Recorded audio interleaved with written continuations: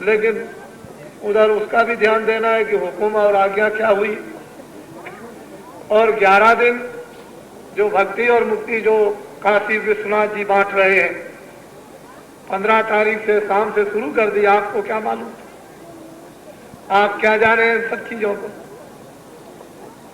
भक्ति और मुक्ति और 11 ही दिन बस बटेंगे, उनका तो हो जाएगा दरवाजा बंद। उनका तो दरवाजा बंद हो जाएगा, फिर उनकी तो खड़क रहती है। विष्णु का काम पालन करने का, ब्रह्मा का उत्पत्ति का और शिवजी महाराज का संहार करने का। जब दुनिया के लोग नहीं मानते हैं तो विष्णु तो अपना काम कर देते हैं निर्मलता में, क्योंकि उस समय पर तो कोई पाप और पुण्य रहता नहीं उत्पत्ति में। विष्णु भगवान के पालन पोषण करने में ये काम होता है, अर्थ और अनर्थ का। जब वो देख लेते हैं कि अब ये मुझसे नहीं संभलेगा तो इनसे कहते हैं कि भाई अब तुम करो, अब दुनिया तो बिल्कुल एकदम बर्बाद हो गई, अब तुम ये काम करो। क्योंकि मैंने तो मतलब ये है कि बहुत कुछ चाहा लेकिन नहीं हुआ। फिर शंकर जी महाराज फिर सभाया करते हैं, और आपको तो पता है नहीं है, इसलिए मैंने उनको उधर बैठाया सम्मान के साथ कि आप विराजिए और उनको मनाइए। क्योंकि मैं तो मना के लाया नहीं, मुझे तो स्वप्न दिया है कि यहाँ आओ। मैं उनके स्वप्न पर आया और 11 दिन तक उनको यहाँ रखूंगा। काशी के उस पार नहीं जा सकते, काशी में रहेंगे ही नहीं। वो 11 दिन तक किधर रहेंगे, काशी बिल्कुल खाली है, उसमें है ही नहीं।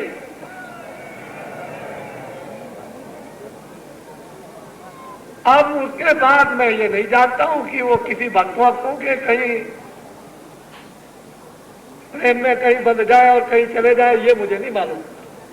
इसको मैं कुछ नहीं जानता। क्यों कि उनको रावण भी ले गया था, तो उन्होंने कहा कि देखो भाई, मैं तुम्हारी तपस्या पे तो प्रसन्न हो गया, लेकिन यह है कि अच्छा तुम कहते हो तो चला चलूंगा लंका में, और अगर तुमने मुझे कहीं उतार दिया तो मैं वो रास्ते में रह जाऊंगा, फिर नहीं जाऊंगा। उन्होंने कहा अच्छा ये बात मुझको मंजूर है। तो कंधे में चढ़ा लिया, रावण ने ले चला। चलते चलते रास्ते में लगी बड़ी पेशाब, उधर से एक ब्राह्मण आ गए। अरे उन्होंने कहा जरा ठहरिए, इधर आइए। तिलक लगाए हुए थे। उन्होंने कहा देखिए जरा सा आप इनको शिवजी महाराज को कंधे पे बैठा लीजिए, मैं जरा पेशाब कर लूं। उन्होंने कहा देखो भाई, असली बात तो यह है कि जल्दी पेशाब कर लोगे तब तो मैं इनको ले लूं, और अगर देर लगाई तो मैं उनको उतार दूंगा। उन्होंने कहा कि अच्छा मैं पेशाब कर लूं, आप ले लीजिए, मैं जल्दी ले लूंगा। जब रावण पेशाब करने बैठा तो पेशाब ही करता रह गया। उन्होंने कहा देखो भाई, नहीं तो मैं उतारे देता हूं, तुम जल्दी से इनको लो। उसकी पेशाब खत्म नहीं हो, ब्राह्मण देवता ने शिव जी को उठा के रख दिया। अब वो वही रह गया, अब क्यों जाए, वही है बैजनाथ धाम। उधर बैजनाथ धाम वही है जहां आप जाए करते हैं। तो अगर वो उधर जा सकते हैं तो काशी से इधर भी आ सकते हैं। तो उनकी भक्ति और मुक्ति जो बच रही है उसको ले लीजिए। उन्होंने तो दरवाजा खोल दिया है कि भक्ति मुक्ति ले लीजिए 11 दिन तक, तो आप उस खड़क से संघार से बचेंगे। आपको तो मालूम है नहीं, ये कुछ करेंगे वही काम, लेकिन जो काम करना चाहिए वो नहीं करते। तो महात्मा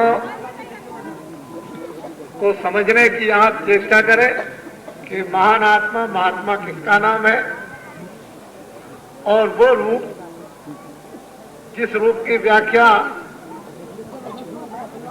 शास्त्रों में, उपनिषदों में, वेदों में, रामायण, गीता में या अन्य धर्म पुस्तकों में संतों ने की है, जरा उसको देखना चाहिए फिर से दोबारा। हे अर्जुन, जो तत्व को जान चुका है, जो तत्वदर्शी हो चुका है, अगर मुझे जानना चाहते हो तो उनके पास जाओ। सीधी बात उन्होंने कह दी। जो मुझे जान चुका है, जो मेरे तत्व को जान चुका है, जो मेरे रूप को देख चुका है, दर्शन दीदार कर चुका है, तुम उनके पास जाओ और श्रद्धा पूर्वक वहां नमनता से बैठो और वो जो कहे उस उपदेश को भावपूर्ण सुनो, ग्रहण करो। सीधी बात हम लोगों को अपनानी है और कुछ नहीं। ये नर नारी बच्चे बच्चियां यहाँ पर उपस्थित हैं और हम तो यहाँ पर जब तक रहेंगे तब तक न मालूम ये कितने, जब तक हम नहीं कहेंगे तब तक कौन जाने वाले, ये कौन जाने वाले। जब हम शोर मचाएंगे 2-3 दिन पहले से कि आपको फलानी तारीख को बोरी बिस्तर बांधना है, तब इनका मन बड़ा दुखी होगा कि 2 दिन और न कहते तो अच्छा था। लेकिन आपको तो ये बात मालूम है नहीं, आप तो इस भाव को, इस श्रद्धा को, इस प्रेम को, इस आंतरिक ज्ञान को, उस संपत्ति को आपको तो पता नहीं है कि इनका खिंचाव क्या है, इनका आकर्षण क्या है। ये तो एक चुम्बक है, उधर भी तान लिया, इधर भी तान लिया और बीच में समझ लीजिए कि कोई है, उधर भी तन रहे, इधर भी तन रहे। तो ये तो एक चुम्बक पत्थर की तरह से कथित है, दिल दिल को खींचती है, हृदय हृदय को खींचती है, मन मन को खींचती है। ये तो अद्भुत भगवान की वो आकर्षण कथित लीला। तो ये बात भक्ति समझते हैं, जानते हैं। अन्य लोग जो सांसारिक हैं उनको समझने में कुछ समय लगेगा, लेकिन वो भी धीरे धीरे समझ जाएंगे। हमारे छोटे छोटे बच्चे हैं, माताओं के उन पर भारी असर हो रहा है। देखो बच्चे बच्चियों, कितना तुम्हारा सौभाग्य है कि जिन बच्चों को तुमने पैदा किया है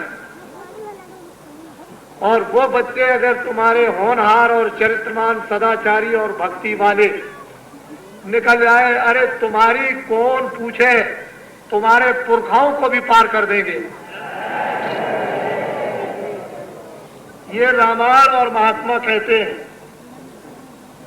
ऐसे बच्चों को माताएं अब बनाना शुरू कर दी है, बना रही अपने बच्चों को। और बच्चे कितने भाव विभोर में, यानी चिल्लाहट नहीं होती है, रोते होते नहीं है। इस वक्त में सब गोदियों में सब सन्नाटा खींच करके पड़े हुए, वो भी, उनको भी इस आनंद का अनुभव हो रहा है, क्योंकि वो तो पवित्र है। उनको तो जिधर चाहे उधर, वो तो एक छोटे से पेड़ है, इधर मोड़ दीजिए, इधर मोड़ दीजिए, उनके लिए क्या। लेकिन जब पेड़ बड़ा हो जाएगा तो नहीं मुड़ेगा। कोमल पौधा जो होता है मुलायम, वो जिधर चाहो मोड़ दो, बड़ा हो जाएगा तो मुड़ेगा नहीं। तो इनके हृदय इतने कोमल है, निर्मल है, आंखें इनकी निर्मल, कान इनके निर्मल, बुद्धि निर्मल, मन निर्मल, अंतःकरण निर्मल, जीवात्मा इनकी निर्मल। अभी ये बिल्कुल कोमल है, इधर जिधर भी चाहे उधर मोड़ दे। और ये संस्कार, भारत की माताएं कितनी भाग्यशाली कि ऐसे बड़े यानी संदेश में अपने बच्चों पर कितना संस्कार डलवा रही। ये भारत में कुछ है, होने वाला है। जिस देश की माताएं अपने अपने बच्चों को, अपने अपने घरों को छोड़कर और इतनी दूर से चली आ रही है कि कहाँ नेपाल और नेपाल की पहाड़ियां, और कहाँ मध्य प्रदेश और महाराष्ट्र की पहाड़ियां। उन पहाड़ियों में मैं घूमता रहा, जिन पहाड़ियों में जाकर के ये नहीं पता चलता कि गांव कहाँ होगा।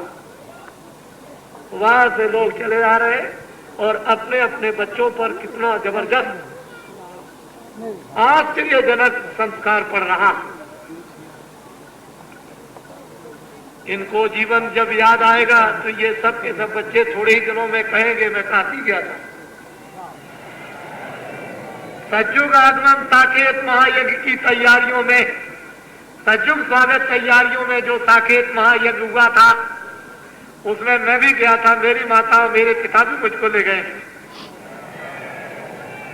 ये सब बच्चे आपको बताएंगे अभी थोड़े ही दिनों में, और इन बच्चों की बातों को सुनकर बड़े बड़े लोगों के छक्के छूट जाएंगे। सब लोगों को भारत में प्रेरणा मिलती है। यह ऐसा इतिहास नहीं था कि विश्वामित्र और वशिष्ठ ने राम को मांगकर बना दिया। यह ऐसा